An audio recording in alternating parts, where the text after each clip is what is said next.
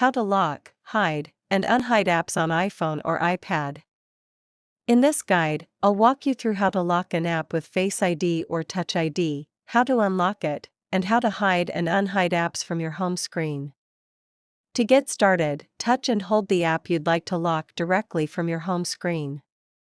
In the menu that appears, tap Require Face ID.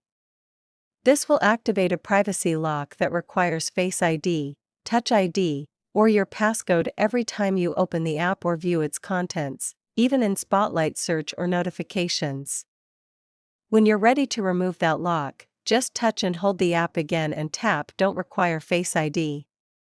The app will open normally without any authentication, and its content will once again appear in search results. Now, let's walk through how to hide an app.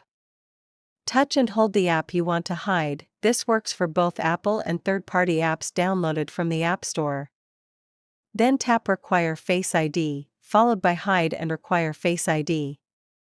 A screen will appear explaining the hidden status. The app will be locked behind authentication, moved to a hidden folder in your app library, and you won't receive notifications or alerts from it. Tap Hide App to confirm.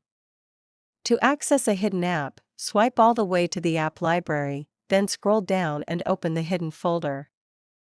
All iOS 18 or later devices will have this folder, whether you've hidden apps or not. Tap the folder, authenticate using Face ID, Touch ID, or your passcode, and your hidden apps will appear. To unhide an app, simply touch and hold it from the hidden folder, tap Add to Home Screen, then select Unhide App. It will now be restored to your home screen and fully unlocked. That's how you lock, hide, and unhide apps in iOS 18. It's all about giving you more privacy and peace of mind. If this video helped, be sure to like, subscribe,